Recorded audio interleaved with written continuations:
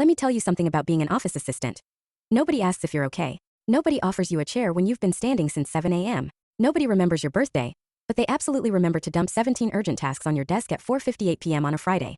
You become invisible until something goes wrong, at which point you become very visible indeed, usually as the person to blame. You are the oil in the machine, which sounds poetic until you realize that oil exists to be used up quietly and then replaced. My name, my old name was Lin Meiying.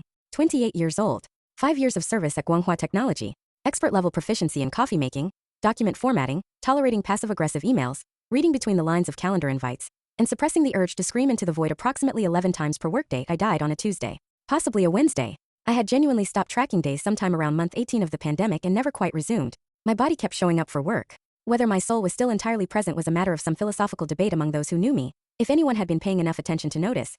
The last thing I remember is my manager saying, "Can you just quickly?" And then a sound like the universe changing channels. Very abrupt. No fade to black, no life flashing before my eyes, no concerned coworkers calling my name. Just office.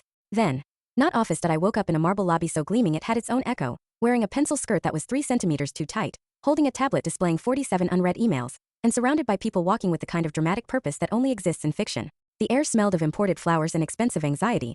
Because it was fiction. Specifically, it was Destined for the Summit, a CO romance novel I had devoured in 2 frenzied sleepless nights and then sworn off forever because it had made me irrationally invested in whether the stoic male lead would ever learn to express one human emotion at a time. I was Lin Xiao. Not the heroine. Not the love interest. Not even the comedic best friend who gets a redemption arc in Volume 6. I was the assistant who gets framed for leaking company secrets in Chapter 11, gets publicly humiliated in the lobby in front of all 500 employees, and then in what the author described as a tragic accident, falls down a flight of stairs. The narrative then forgets I exist entirely. I am a plot device. I am furniture with the name badged. I took a very deep breath. I assessed my options with the efficiency of someone who had been problem-solving under pressure for 5 years and was very, very good at it. I found a piece of paper. I found a pen. I wrote 7 words. I quit. Don't look for me. Sincerely, Lin Xiao. Then I left it on the reception desk, walked out of Tianlong Corporation's gleaming headquarters, and began the most chaotic chapter of my life, which was saying something because Chapter 11 of this novel was already going to be extremely rough for whoever stayed. That would not be me. This is that story. Chapter 1. The first thing I noticed was the ceiling. It was very tall. Marble-veined.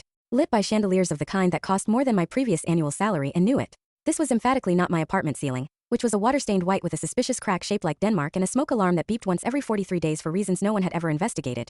The second thing I noticed was the man standing 10 feet away, staring at nothing with the focused intensity of someone who had just solved cold fusion in his head, found it trivial, and moved on to something more interesting.